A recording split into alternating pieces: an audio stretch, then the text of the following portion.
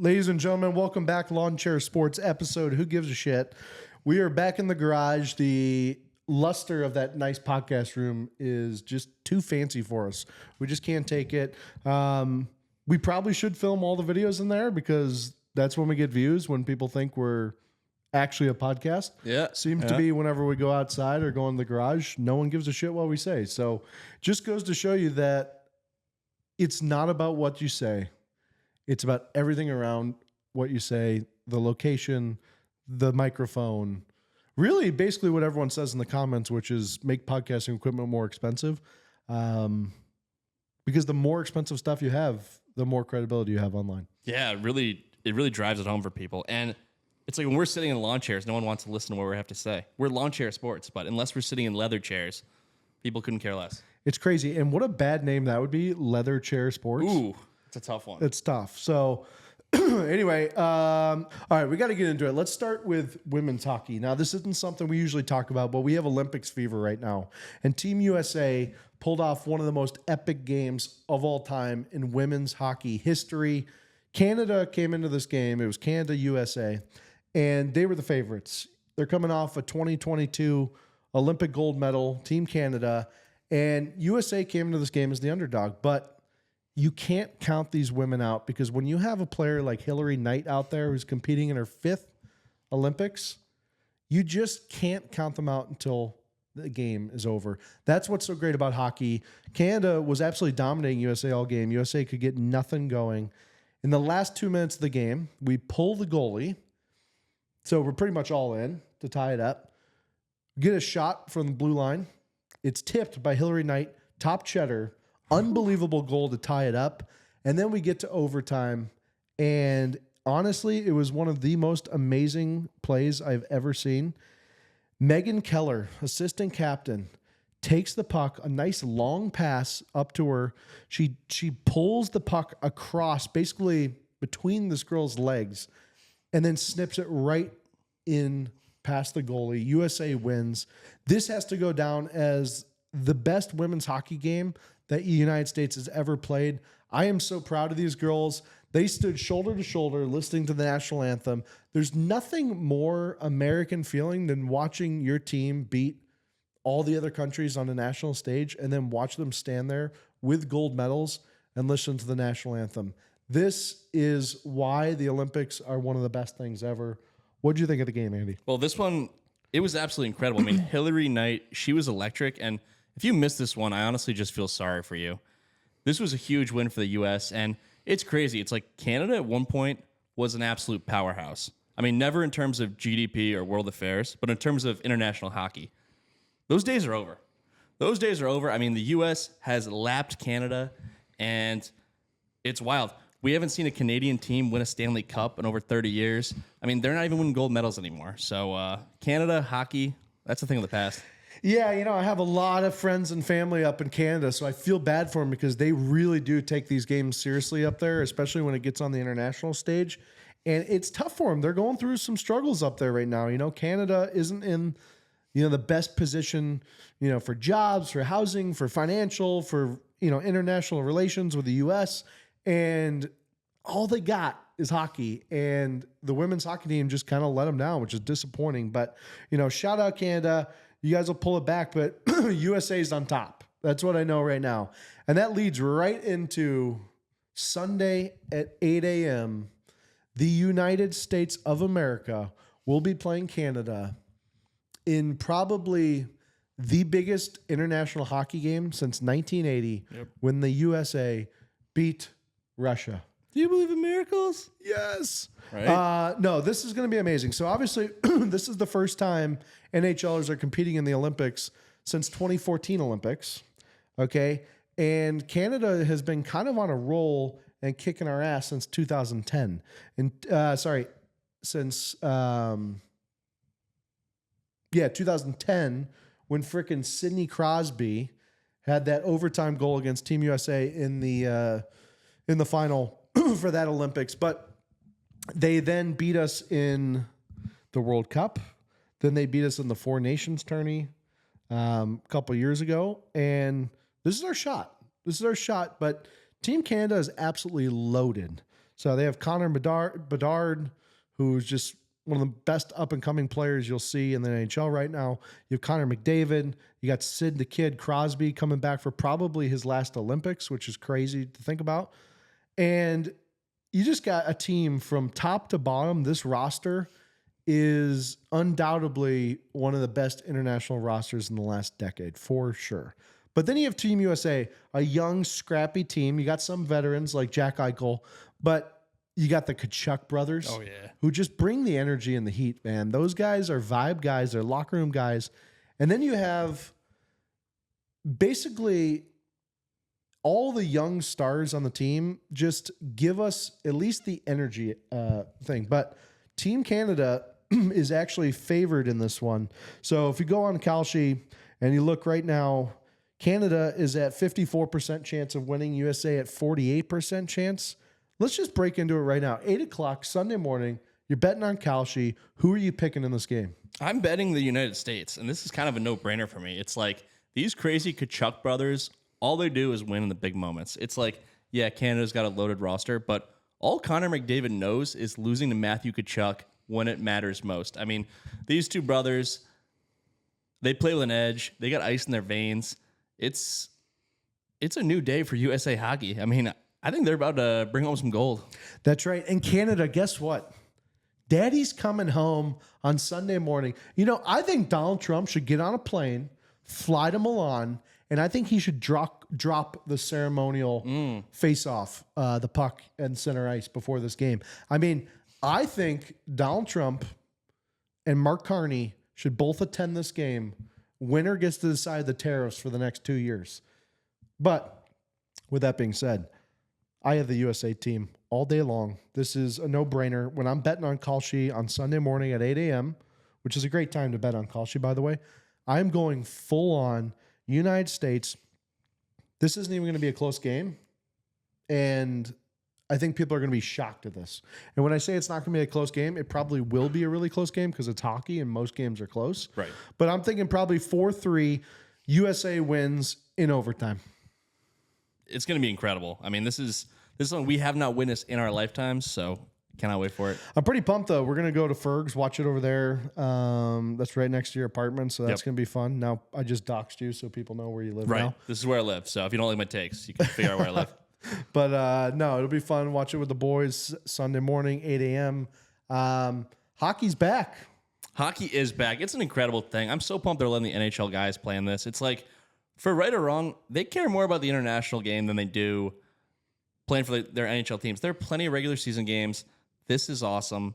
I mean, it's a phenomenal thing. Love to see them in the Olympics. USA has not won a gold medal in men's hockey since 1980. I know. In the Miracle on Ice game. So I'm cheering for the boys. Let's get a win, and let's play Freebird after every single goal as well. All right, what do we have next? Well, I know this was kind of an interesting thing that we've been seeing. What is Stephen A. Smith doing, man? Is this guy just about to fuck around and maybe become president of the United States? I think he just might. I really think he just might. I mean, there have been whispers of this for a long, long time. Stephen A. Smith, yes, everyone knows his contributions to ESPN, but he frequently will appear on both Fox News and CNN. He'll talk some politics. He'll talk about whatever you need him to. I think this guy is a serious threat to win the Democratic nominee in 2028. I agree. It's not something that we should take lightly. Everybody took Trump lightly like it was a joke. I mean, a lot of people. Take yourself back into a time capsule and go back when he was coming down those stairs. I remember everyone going, "Oh, that's hilarious. The guy from Apprentice is like going to run. He'll be out in the first couple rounds." And you had those crazy Republican debates back in those days where there was like 30 of them on stage, and then Trump just one by one, he was going after Jeb Bush, calling him Sleepy Jeb, and Tiny Hands Marco. I mean, he just like boom, boom, boom, boom, got them all. Stephen A. Smith is very similar, but he's a little bit more tactful. I think he's a little bit more well-spoken. I think he's a little bit more aware of his surroundings. But let's go through this, because Kalshi right now has a bet where in the 2028 U.S. presidential election, you can predict the winner now. And so obviously the favorite right now is Gavin Newsom. Right. Gavin Newsom has kind of made this interesting push where he's trying to fight fire with fire. So he just said, you know what? I'm actually going to go all in. I'm going to be basically the Democratic version of Trump. I'm going to tweet at people. I'm going to say, like, swear in public. And basically, I'm not going to care about anything I've done in California or how shitty that state is. I'm just going to pretend that everything I've done isn't my fault, even though I was going to the French Laundry and eating dinner there when the entire state was shut down without a mask on. So I don't think Gavin Newsom ends up making it. Then you have AOC, who just went to Munich, and I don't know if you saw some of the stuff that she said, but she had a horrible showing on the international stage. She was in Munich, think about this. She's in Munich, Germany, talking about how Israel is committing genocide against the Palestinians, which is the irony on me is not lost that she was in Germany talking about Israel committing a genocide. So weird times. She also said that Venezuela was south of the equator, which it's not. So unfortunately for AOC, that quick trip over there might have just done her in. And then you have Josh Shapiro, which, you know, he's the guy from Right, Ben Shapiro's brother. Yeah, Josh Shapiro. He's the governor of Pennsylvania. He is a pretty well-spoken guy. Interesting conspiracy on Josh Shapiro. Look it up about the time when he was the what do they call him? Like the person who decides attorney General, like to prosecute or not.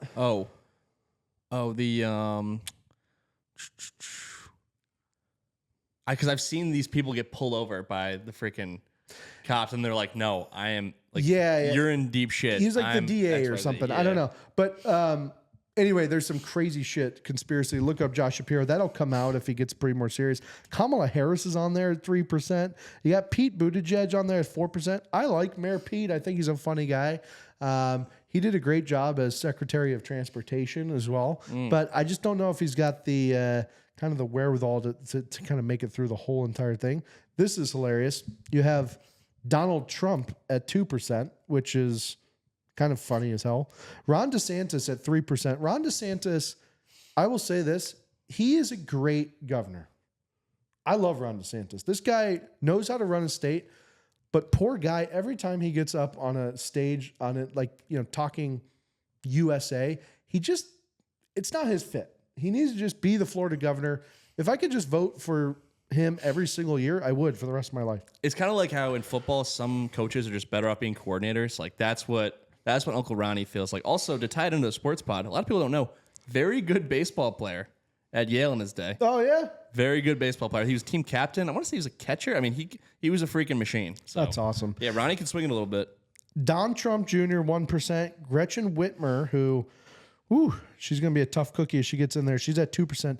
But the whole point of this long list is Stephen A. Smith is on call sheet as a 2% odds for winning the 2028 presidential election.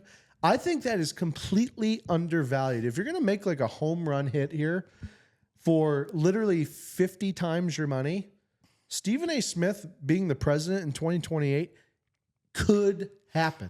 I think it will. I think Stephen A. Smith will be the next president of the United States of America. Well, I think he will as well. 2%, it's just crazy undervalued. Like if Donald Trump can win the presidential election, why can't Stephen A. Smith? It's like there's been an issue with the Democrats for a while. Their issue has been messaging.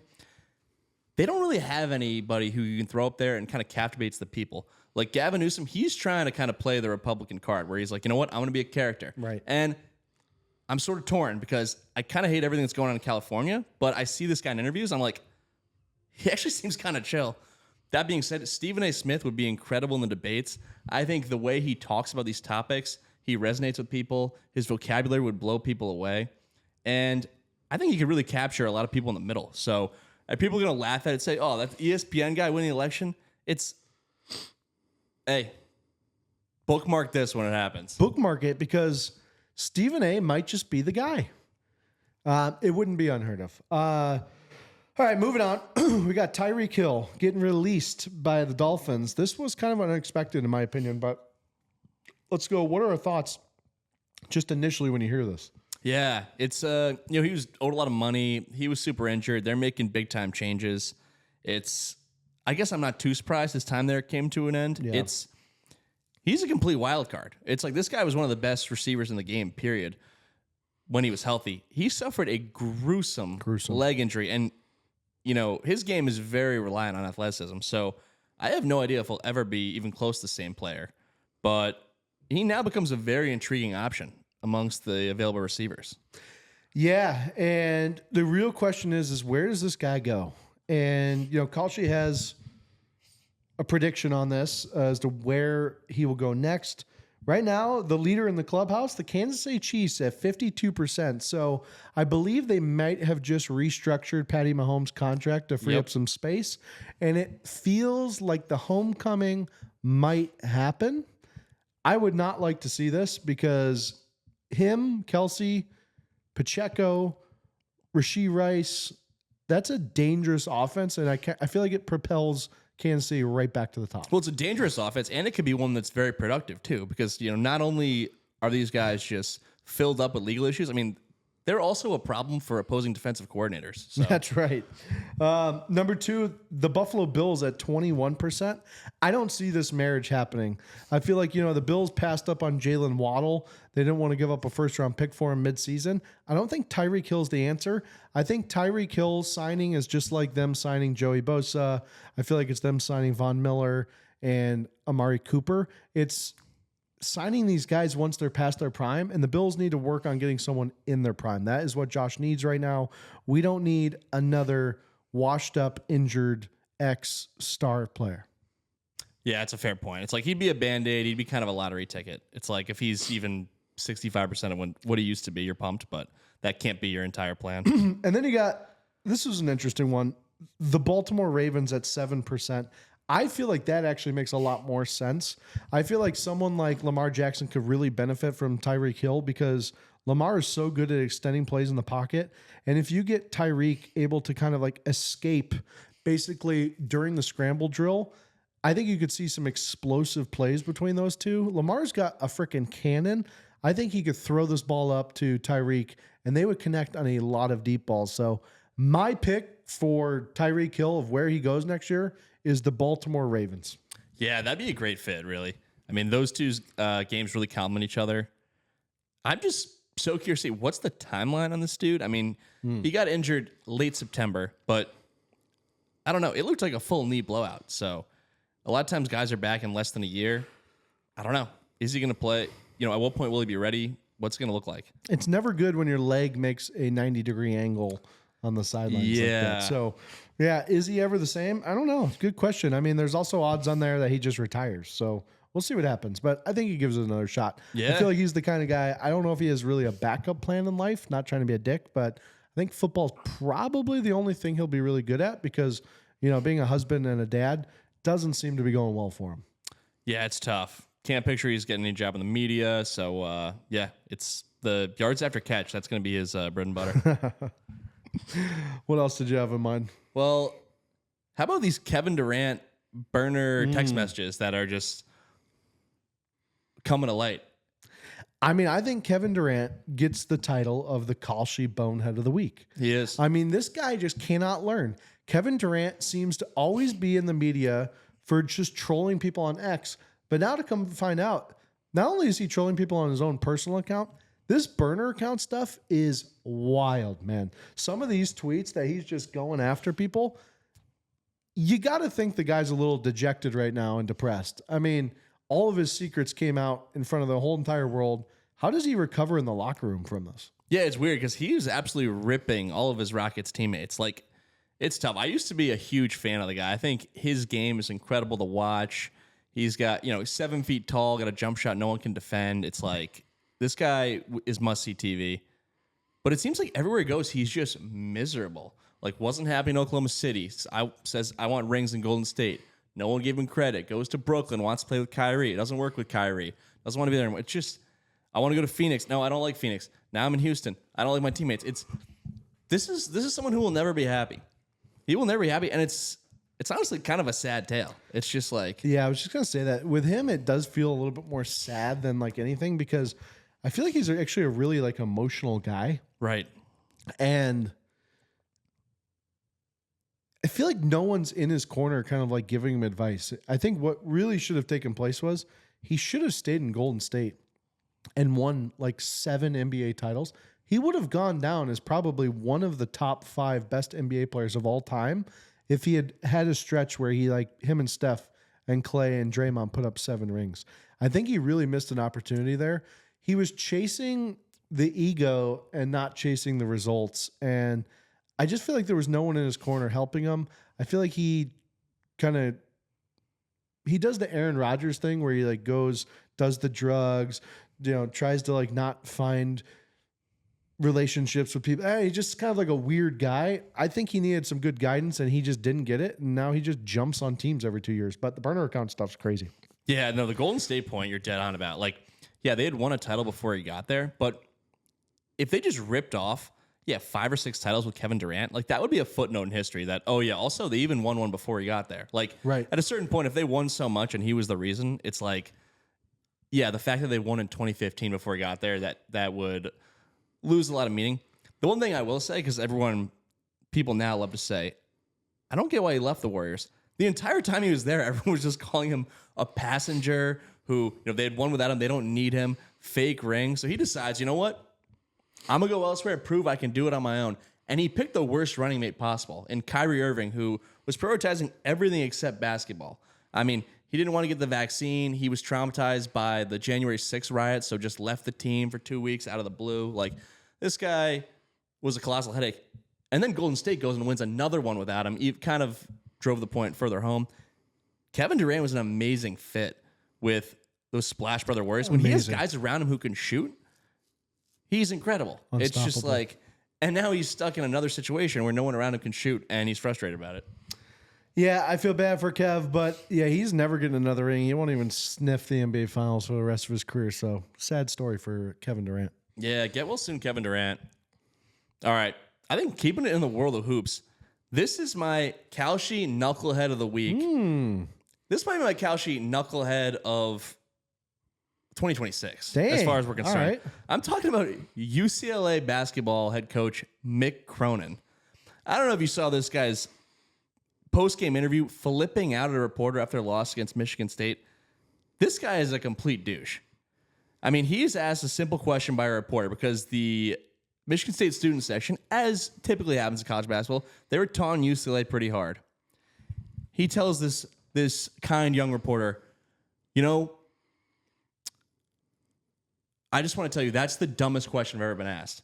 And they got a little back and forth, and the reporter clarifies, I'm just asking about, and Mick Cronin says, are you raising your voice at me? Don't raise your voice at me. It was like a parent admonishing a young child. Like, there is nothing worse than when these coaches get to the podium and just treat these underpaid reporters as if they're subhuman. Like, it's actually a completely reasonable question to ask about what the crowd is chanting. And then when you're arguing with a reporter about, did you raise your voice at me? Honestly, the closest comparison I can think of, did you ever see when Matt Patricia was the coach with the Detroit Lions? Oh, They weren't winning anything. A guy asked him a question. He's like, you know what, Donnie, just sit up straight, okay? Just sit up straight. Can you just sit up straight? You come in here every week, bring all this negativity. Just sit up straight and just respect the process, okay? And we're talking about the guy with the most unkept beard ever, has a pencil behind his ear, even though he's not using the pencil, wearing a backwards hat. Like, he's lecturing, not to mention just losing a shitload of games. He's lecturing underpaid reporters on sitting up straight. This Mick Cronin, he reminded me a lot of Matt Patricia. Yeah, Mick Cronin, first off, the crazy world of all these coaches and athletes having these weird relationships with the reporters is just crazy to me, because without these, like you said, underpaid hype men, there's no interest in the sports. These reporters create the storylines that make people interested in watching the games. And Mick Cronin's there. This guy's probably like a student reporter making probably volunteering his time. And Mick Cronin just treated him like a child. So I'm on your side with it. I think this guy needs to publicly apologize for sure. And then just start to have a little bit more class. What happened to my favorite press conference from a college coach of all time was Gundy for the Oklahoma State, where he said, "Those guys are 18. You could come at me. You could come at me." But there was actually validity to what he was saying because he was taking ownership. He knew that, hey, the criticism was fair, but just don't point it at a kid, point it at me. And then Mick Cronin's like, about the student section? Oh, I'm supposed to, no, they didn't bother me. I'm worried about UCLA. It's like, well, actually, the student section definitely got in your guys' head. So, and they clearly are living rent-free in his head because he like didn't want to acknowledge that they were, but they clearly did. So Mick Cronin, tough look, man. RIP to UCLA basketball too. Dude, what a fall from grace from UCLA. Like, we're talking about the original college basketball powerhouse from John Wooden, Kareem Abdul-Jabbar. I mean, the Ball brothers. LiAngelo Ball was playing there when he was caught shoplifting in China. And now Mick Cronin. How did they find this guy? They couldn't have found a more marquee head coach for this position. Who the hell is Mick Cronin? Yeah, Mick Cronin sounds like Scrooge McDuck's long lost brother, man. This guy's name is just brutal, too. This guy sucks. Imagine the kids who you grow up, you're like, yeah, I would love to play college basketball at UCLA. Who's the coach, by the way? This Scrooge? Sorry, I'm going to Kentucky. Like, that's not happening. Yeah, it's like John Calipari, Coach K, Mick Cronin. I mean, it's just a sad, sad day for UCLA alum, UCLA current students, athletes, everything. Mick Cronin, you got to go, buddy. Yeah. No, that was a crazy situation. Yeah. Another one in the world of basketball. This is our Kalshi knucklehead of the week. It's one of the greats. It's Michael Jordan. It's an unfortunate video surfaced from the GOAT. He was getting a little handsy with a young kid.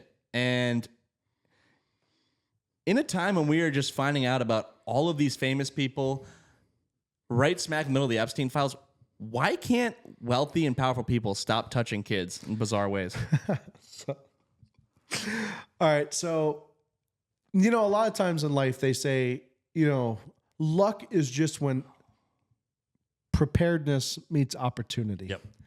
And unfortunately for Michael Jordan, all the things that are happening in the world lined up for the worst possible time for a video of him touching the behind of a young boy.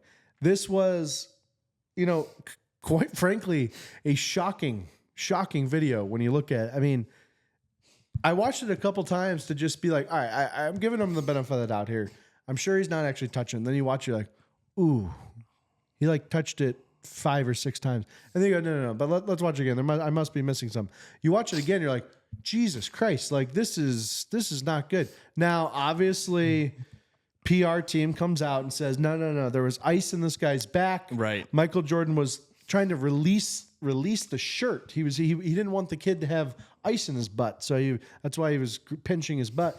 I don't know. I think it's a tough look for Michael Jordan. I don't know where he goes from here, but luckily the guy has private golf courses all over the world and won't be affected by this at all.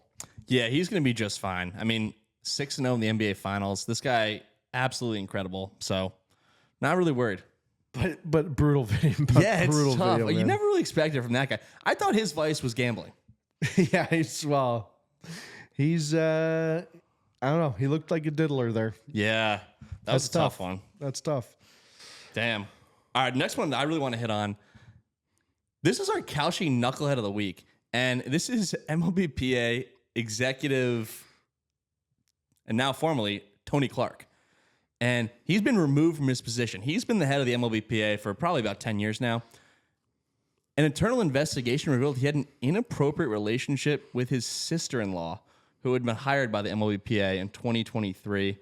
I mean, wild way for this to come out. Trent, you're a married man yourself. Affair with a sister-in-law. I mean, that's problematic. Is it worse? Because we don't know which sister-in-law per se. Is it worse if it's a brother's wife, or is it worse if it's the wife's sister? Which one's worse? Oh. Wow. I want to be thoughtful in my response here. There's no easy answer. No, it's actually an easy answer. The worst one out of those two is definitely your wife's sister, because that means you're married. True. That's a good point. But also, like, you're just absolutely crushing your wife in that scenario. Yeah. I mean, like, that's just a really, really bad way to cheat. Now, there's no good way to cheat, but I'm saying, like, morally on the other side, it's like, oh, sorry, bro. Like, shouldn't have been mean to me growing up. Like, you know, had sex with your wife. Right. You know, that's more of like, those just guys being guys. And it's you like, know? hey, remember the good old days? We used to hook up with all the same chicks. Yeah, Like, kind of just like, exactly. I thought we were doing that thing. You're like, oh, it's like, yeah, whatever, dude. You'll find another wife. Like, we'll go to Vegas this year. Like, blah, blah, blah. Yeah. Like, that's different. But to look your wife in the eyes and say, hey, like, I've actually been in a relationship with your sister for the last, that's horrible. Yeah. I think the only possible argument you can make, if it's the wife's sister, you can maybe say, you two look so similar. I got confused and thought it was you. Right. But if it's a prolonged thing, then that argument is kind of thrown out the window. Right. So, Yeah. How about the situations where, like, the women twins will, they'll do jokes where they, like, will go on a date as if they were the other twin sister. The funny thing is that the girls always think, like, oh my God, like, we did the whole date and he did not realize it was, like, the other twin. You guys do realize that every single time that those happen, the man knows it's the sister, but they've just had a fantasy the entire time and they're trying to go along with it. So these twins thinking they're out dueling these men. No, the men are like, what? yeah, the guy's like, I think I'm having a lucid What? dream. No way. Like, it was the twin the whole time. They know, guys. They know. So you're not fooling anyone. I don't know how many people are doing this on a weekly basis, but Yeah, I don't know how common I that is. have heard stories of identical twins doing that, like to just fuck with people. But I'm telling you, you should be able to tell, even if they're identical. Yeah. I think if you really pay attention to anything, you should However, know. you get in the argument though, like, you know, sometimes my wife will come home and, you know, just go about my day, blah, blah, blah. And then she pulls why you didn't even notice I got a haircut. I will say, you can go on autopilot as a man. I mean, I have left, if my wife didn't live with me, I don't know if I'd pick up anything in my house. I mean, I would like walk by something on the ground for probably 2 years and be like, oh, it's on the ground, without thinking like, oh, I should probably pick it up off of the ground. So yeah, men do go on autopilot. So yeah, I can see it happening. Yeah. Arguments to be made, but kind of a wild reason. Tony Clark, he will no longer be the head of the MLBPA. Frankly, I think they were probably due for a change. There's going to be a nasty labor dispute coming up in the next year. After the end of the 2026 season, the collective bargaining agreement expires. The expectation is that this is going to be a tough fight. Like, there was a lockout 5 years ago, and both sides kind of just kicked the can down the road. Said, you know what? We'll figure out in 2027. That sounds so futuristic. That day will never come. It's coming up real soon. A lot of people think we're gonna lose a significant chunk of the 2027 season, maybe the entire season. I don't buy that. I think money and playing the games is too important, but I mean, buckle up. So there will be a new man or woman in charge of the MLBPA for those intense negotiations. That'd be awesome if it was a woman. That'd be great. Also, 2027, you're looking at a lockout all year. I wouldn't be surprised if some of these guys go play for the Savannah Bananas. Yeah. We talked about this, the little niche out there right now. I mean, you take MLB out of it, people are loving baseball these days. Savannah Bananas, they're number one. They absolutely are. And I mean, even beyond just the Savannah Bananas, I wouldn't be surprised to see, you know, some type of independent league start up. Just these guys want something to do as long as they're compensated pretty well. It's plus, I mean, you'll have an entire league's worth of talent. So It would be amazing. yeah, it'd be incredible. You know, the MLB isn't really like a history-based, you know, league anyway. No. So a new league could probably come in easily. Yeah, would not be shocking. Yeah. Well, I'll tell you what, Andy. I think we killed it for this pod. I was very hungover. I'm surprised. Yeah, you did great. The garage is very hot. It's pretty I fucking am hot. sweating profusely. And I just think we pushed through when we didn't want to. And that's what being a good podcaster means. So we appreciate all the support. Thanks for listening. Thanks for watching. We got the call sheet clips for our sponsor. We're going to get those up the way that he wants them, the way that we want them. This is a great partnership. We love Call Sheet. I'm going to bet so much money on the game on Sunday that if Canada wins, I might have to go dark for a bet. Yeah, I cannot wait to use Kalshi. That's probably going to be the first thing I do when I wake up tomorrow morning, Sunday morning as well. I'm expecting to get a paycheck in about a week and a half, and I will be depositing all that into Kalshi. So cannot wait to use it. I will say this is actually a true story. So I won some money on Kalshi from the Super Bowl. I never deposited that back into my bank, and I have been waking up at like 5:30, 6 a.m. in my hot tub, and I've been sneaking in some like Russian tennis bets at 6:30 a.m. I just bet in the live games, and I'm doing well. But it is a fucking stressful event when you're betting tennis and you have no idea where to watch the game. I'm just staring at the Kalshi screen, watching like the ticker go up and down for a prolonged amount of time. So I have more thoughts on that. I'll say off camera, but yeah, go bet on Kalshi. Thanks for watching, guys. No, I was actually doing that.